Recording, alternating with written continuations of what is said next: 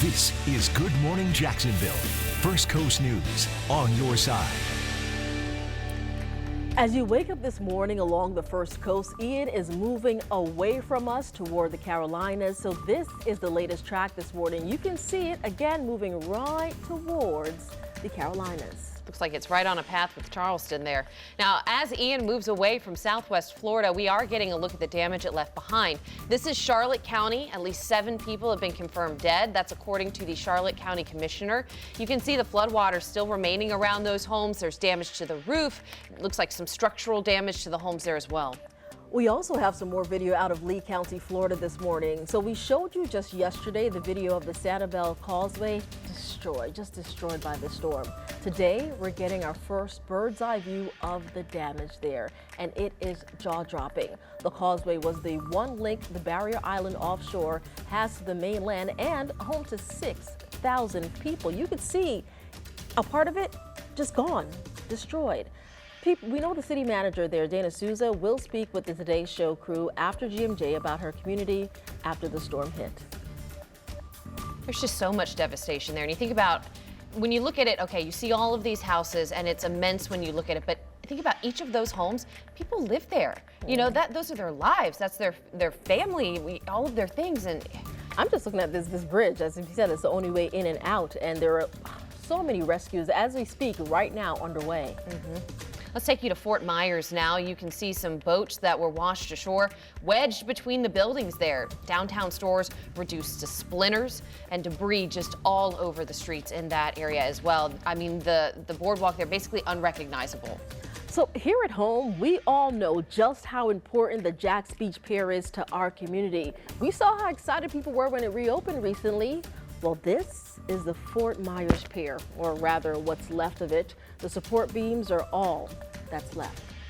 Goodness, jaw-dropping video right here. And then even when they pan to what was, you know, think about it, there were businesses in that area, and it's just splinters, just all of it gone. Debris.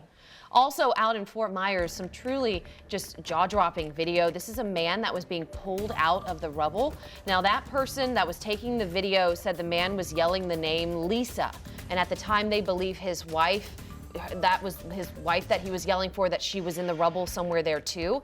Now the person that took the video doesn't know if Lisa was found, but when you look at the circumstances of this, they're trying to rescue him. He's obviously injured. They don't have a backboard or anything, so they're using a 2x4. A piece of board, yeah. To put him on to be able to get him to cruise. You know, this one is chilling because of the Lisa situation. I mean, you hear him yelling the only name that's probably coming to his mind. He wants to know where Lisa is. So prayerfully, they were able to find Lisa. That's something that we have to follow up on, and hopefully he is going to be okay. Wow. Again, that is Southwest Florida, not what we're seeing here closer to the First Coast. We're going to get into that in just a bit, though. First, we want to welcome you here to Good Morning Jacksonville on this Friday morning. It is Friday, September 30th. I'm Keitha Nelson. I'm Katie Jeffrey. So we're going to take you out to St. Augustine here in just a moment. But first, here are 3 things you need to know this morning. We do know an 11-year-old evacuee from Jacksonville has died. A Panama City Beach spokesperson said the child fell 11 stories from a balcony. She says no foul play was suspected. The Florida Highway Patrol says 2 people are dead after a car hydroplaned and flipped right over. This is out in Putnam County. We don't have the identities of those victims just yet. The incident is still under investigation. Overnight, we've learned that the Jacksonville Sheriff's Office has changed the status of Ocean Street, which is really the only way in and out of Old Mayport near the ferry there. Sheriff's Office now says that 1 lane of that roadway is safe to use, so could be slow in that area, but you can use it. Let's check in here with meteorologist Robert Speta. Hey, let's start off with a live look out at Myrtle Beach. Got those waves kicking on shore. They look like some decent rollers, choppy seas offshore. I mean, my goodness, I'm sure it's no pleasant morning out at the beach. I know 24 hours ago we saw similar conditions here. Let's take a look at the radar, though. And you can see the live look there at Myrtle Beach. This is what it looks right on radar. They got those bands just coming through. It looks like they had a heavy band just past their coastal areas there, and going to see a little bit of a clearing, but overall, I mean, this is the right side of the storm. It's those winds continuing the cruise, and that's what's going to be pushing that water on shore with that heavy rainfall inland, but behind it, all about that dry air here on the First Coast. Thank Canada here, or at least the Midwest. Look at that. Chicago's at 50, Pittsburgh's at 43. I point that out because that air that's blowing into our area has to come from somewhere, and that's blowing all the way down to the First Coast. Some of the coolest temperatures we have seen in months here. Unfortunately, it did come with a hurricane, and still got those residual winds this morning, gusting at 38 at the airport, 28 at NSJAX, but seeing them already back off in Lake City, farther away from the storm. The gradient's getting reduced into Palatka at 15 miles per hour. In Palatka, look at that, 61 degrees currently out there. So temperature is definitely, that's going to be the first thing you notice when you walk out the door this morning. And it's probably not going to be the wind. For most of us, it's not going to be residual rainfall. It's going to be just that smack of the cooler, drier air spilling in behind this storm system. And even with the wind and kind of the wind chill, albeit it's still 60s, it's going to feel brisk out there, my friends. We had that morning high tide this morning thanks to the water levels being trapped in some of the rivers. So still parts of Clay down towards Putnam County. You are going to see those river level rises just a bit here with those winds still gusting, as I mentioned, upwards about 30, 35 miles per hour. Let's begin our team coverage now with St. Augustine. So yesterday we saw a lot of different scenes there. We saw a sailboat really take a beating against the seawall. We saw floodwaters rise and kind of move throughout the downtown area, but those floodwaters have since receded. Right now, we want to check in, see what's going on. The scene there, we know it brought back some serious memories of Hurricanes Matthew and Irma. On your slides, Lewis Turner was in St. Augustine as the water rose yesterday, and he begins our team coverage this morning. Lou. Good morning, guys. It's a lot of work. Right? You got to get the sandbags. They're doing it at Harry's right now, before the storm, hoping it's nothing like Matthew or Irma, putting the bags out. And now it's the after of just getting them all, hundreds and hundreds of sandbags they put out in front of their business up and down here, the Avenida Menendez. It's just pickup now. Now that it's cleared, it's dry, and the worst is through us. We had you mentioned the sailboat, right? It's interesting because that kind of became a saga yesterday as we were out here live. We were watching the water rise. We watched the winds push the sailboat, break it from its moorings, slam it up against the seawall. We saw emergency crews hop on board the boat, tie the thing up.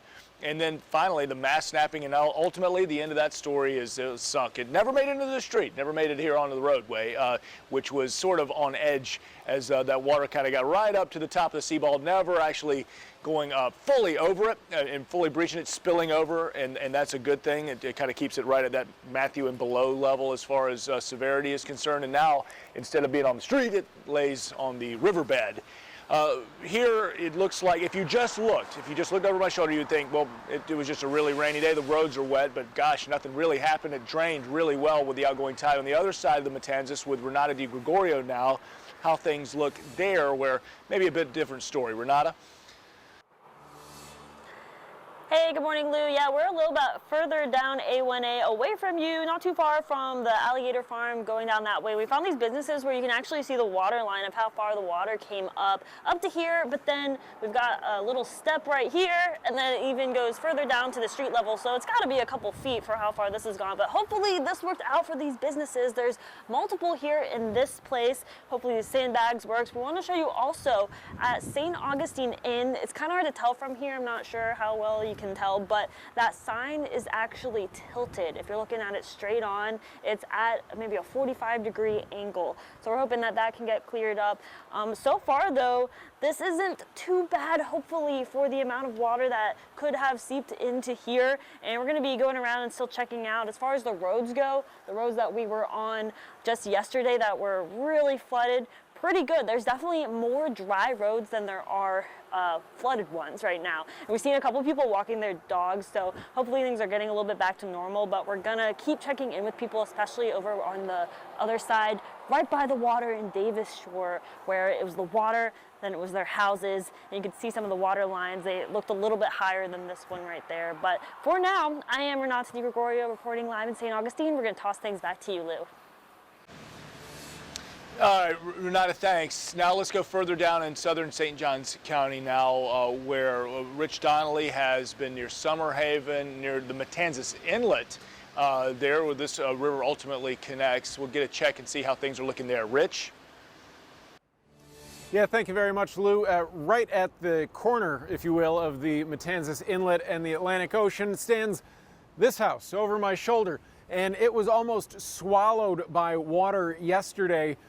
Fortunately, as the water is beginning to recede with the distancing ourselves from high tide, and as Ian makes its way further and further away from us, the water is gone and it is certainly safe at this moment. But we do have some images of what it looked like yesterday with all the water rushing all the way up to the base of the home, water crashing along the deck right there, and a lot of the water made its way onto A1A. And it's significant because this area, there's not a whole lot of space for the water to go when it reaches. This area is right in the middle of the Atlantic Ocean and the Matanzas River, so they're kind of caught in between both waterways at that point.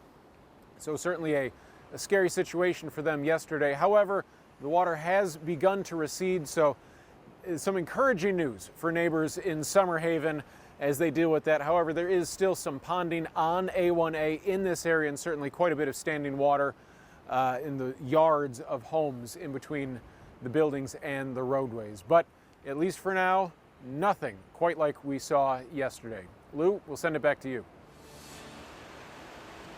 All right, Rich, thanks. We were talking to one of our photographers as well. You mentioned other areas, other parts. It looks okay here, no flooding here, but you get over the bridges, right? We were talking to a photographer who had been in Volano Beach and said there was still some flooding there near Caps over there in Volano Beach and North Beach as well. So still areas that are dealing with the water and looking towards it all flushing away as winds shift and we get another tidal cycle, and hopefully it'll be all dried up. That's the latest from St. Augustine right now. We'll have more on the cleanup, more assessment as the sun does come up here over the ancient city. Now, back inside to you. Hey, Lou, just a quick question. So yesterday during your coverage, I noticed behind you in the floodwaters, there were a couple vehicles and, of course, the sailboat that sunk. Did anybody ever come back, or are those vehicles still sitting there, or what's the situation? Yeah, there was a silver SUV. You're exactly right. A silver SUV that was more or less behind me, and we were waiting and waiting and waiting, and ultimately the flood, it floated the vehicle into the middle of Avenida Menendez here. Now these vehicles who are all behind me, if you can see them, they're just spectators. They've come to see the sailboat or just see what the river looks like this morning. But that silver SUV you were thinking of is gone. It got towed away overnight at some point out of the middle of A1A. We saw another vehicle that had been stranded throughout the night near Tradewinds, had been left there, and they showed up and were able to get some of their things out of it. It was door height. I mean, some of these vehicles that were left, for better or for worse, not a great thing. And we traffic though moving just fine now, and no obstruction here to any of the major roads, which obviously pertinent to your traffic report, Katie. It is unbelievable to me to see that you are standing in the same spot where just yesterday you had to be evacuated from, where all that water was knee deep. Yeah, but hey, things are looking much better this morning. But who's behind you, Lou? You look distracted. What's going on? Oh, no, well, I'm sorry. I was noting, and you mentioned that, and I apologize. You're right. The water would have, it came up to where, obviously where our camera is where our car was parked, and the water had moved up there, and that's where we left when we was telling you we were moving. Sorry, I just saw those yellow lights flashing. I think it was an FDOT vehicle, and just seeing if they maybe were doing the Bridge of Lions. We had heard reports that perhaps the Bridge of Lions had been closed, but traffic is going up and over that. I didn't know if maybe FDOT was about to change that, but they're not. Things looking good right now. So the bridge is fine. Folks are able to go over back and forth both sides this morning. Good. Seems like it. Yeah, they're doing it nonetheless. How about that? Working on it. All right. Thanks for that, Lou. We appreciate you. You want to check in now with Jordan Wilkerson. She has a look at the 3 things you'll need to know this morning right here across the state of Florida. Thank you, Keitha. Search and rescue operations continue in the hardest hit areas following Ian in southwest Florida. As of the last update, crews have been able to rescue 700 people from Charlotte and Lee counties. Right now, we do not have an update on the death toll as those operations continue. Second, we've been telling you about those power outages. More than 42,000 linemen are responding to those outages across the state. At its worst, 2.6 million customers were in the dark, but that number has been rapidly decreasing. Good news there. Third, Florida's disaster fund has been activated. First Lady Casey DeSantis announced donations have surpassed $10 million in just the first 24 hours. If you would like to donate, we have that information at the bottom of your screen. You can go to floridadisasterfund.org or text the word disaster to 20222. And finally, we do want to mention Governor Ron DeSantis will hold a press conference at 8:45, and of course we will bring that to you live as it happens here on GMJ. Now let's get a check of that forecast with my buddy, meteorologist Mike Prangley. How you doing over there? Hey, my friend, Jordan Wilkerson. And Jordan, you'll be able to get some pool time in this weekend. Don't worry, we've got a better forecast, and boy, do we deserve it. Let's take a look as we look at our happy Friday. We're still watching our friends in the Carolinas. In fact, Myrtle Beach will likely have that storm surge just after 11 a.m. of about 7 feet with some wind gusts of 80 miles per hour by early afternoon. So Ian, still a hurricane now, making a move on the Carolina coast. And this is really going to cause havoc up and down the East Coast this weekend. So D.C., Virginia, a lot of big concerts canceled up there.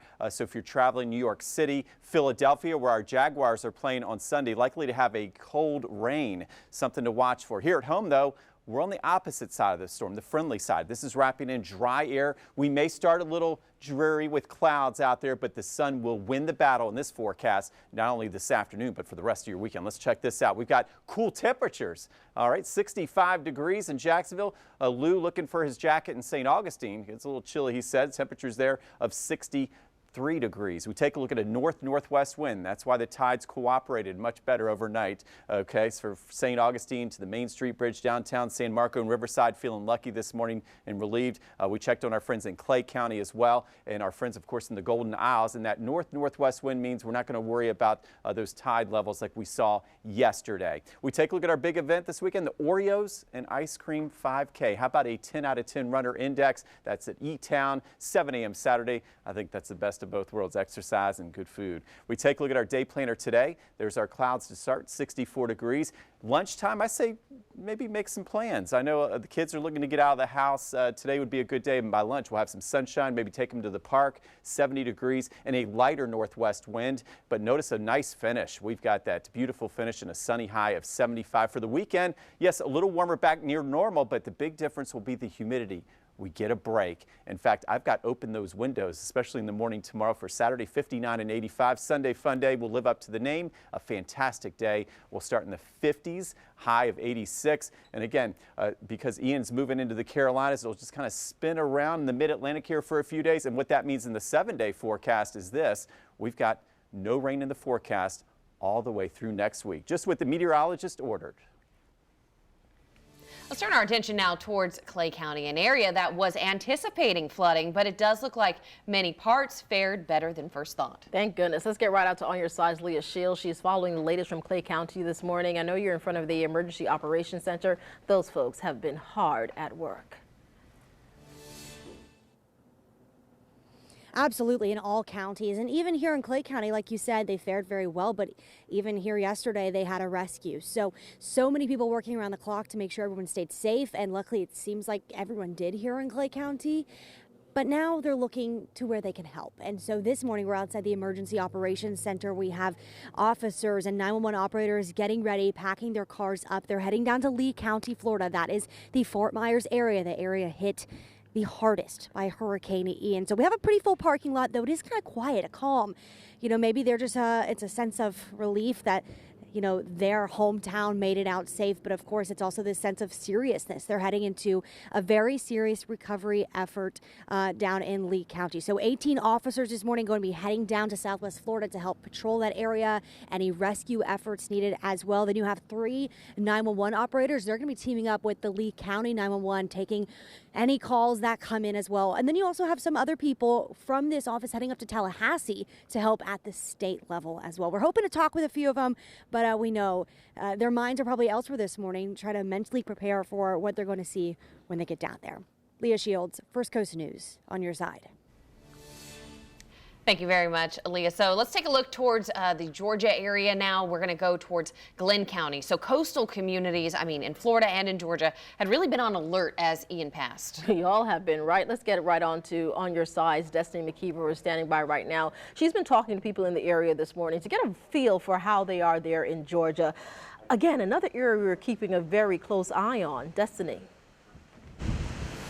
Good morning to you, ladies. So yes, we're on Demir Point. We came over here to see if we could find some more people because over at the pier, you remember we were just at St. Simon's Island Pier, there's not a lot of people there. So we came to a gas station on Demir Point to see if we could see some people still not a lot of people out. We think it's a little too early, but I can tell you the gentleman that we talked to over there was telling us that they were dealing with a lot of flooding in this area, and they had just some closures, road closures as well as bridge closures, and then the pier was also closed. But since we've come over here, we've actually been able to smell that they are cooking over at the Southern Soul Barbecue. So this is just a sign to show you that things are starting to get back to normal here. Things are opening back up, it looks like. And so we hope to maybe talk to some of these people here in just a few moments and see if they have any concerns other than the ones that we've learned about. But of course, we will continue to check back in over from St. Simon's Island. Back to you.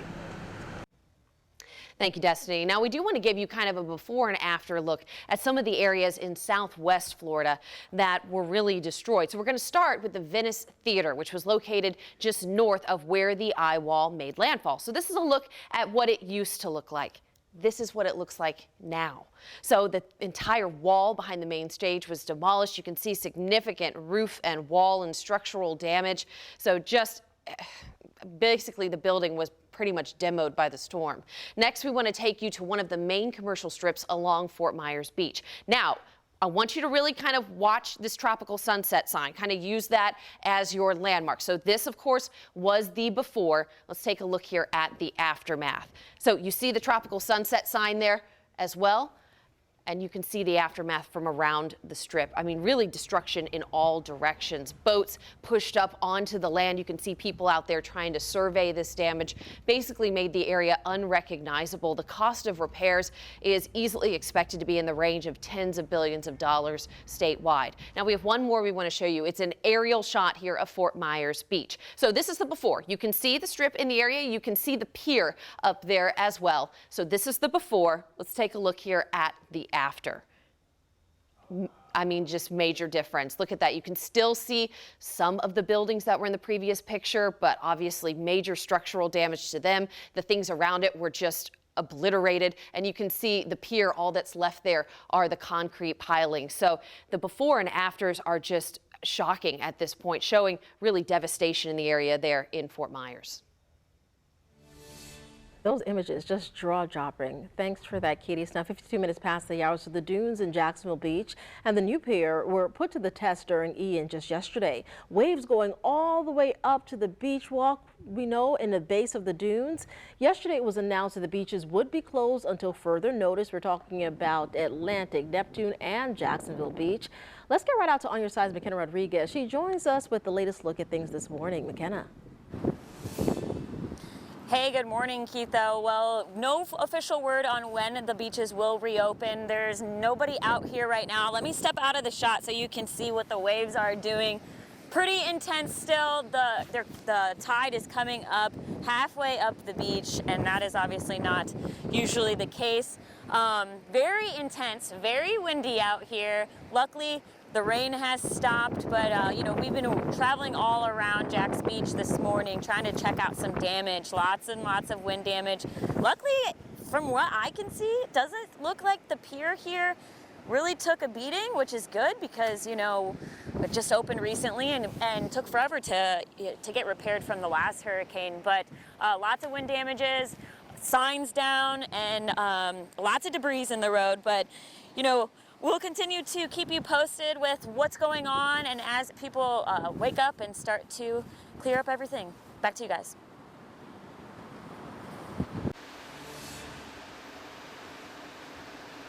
McKenna, thank you. Lou Turner here covering St. Johns County and St. Augustine for you this morning. All sides of it here downtown St. Augustine, where flooding made it up to about the knee level where I'm standing yesterday. Now dry along Avenida Menendez. A different story, though, on the other side of the Matanzas. That's where we find Renata DiGregorio.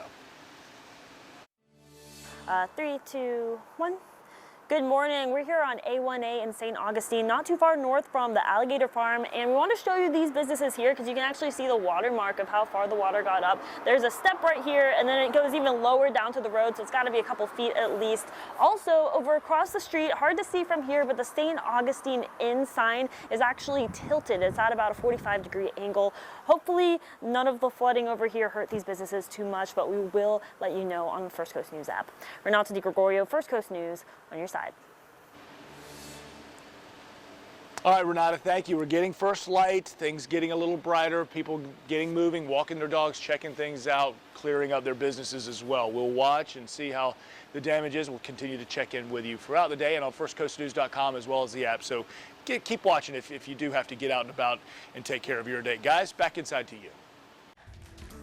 Lou, Mike is Thank going to you. bring you a sweater because I could tell it's chilly out there by the way you're folding your arms. All right, folks, every Friday we try to leave you with some good vibes as you head out. So these two really get that energy going. Check this out. During yesterday's storm out in St. Augustine, they found a park bench floating in the water. But instead of just leaving it, these two pick it up out the water, flipped it around, and sat down to enjoy the view.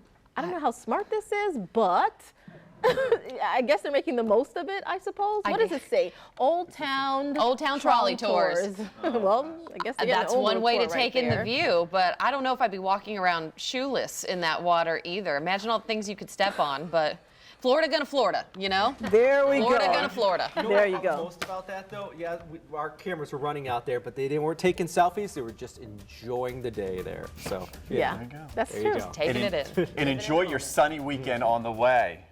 Jordan, you ready for the good pool weather? I'm ready. It is a little chilly, though. I'll agree with Lou. All right, folks, we'll see you right back here in just about 30 minutes. Be safe out there.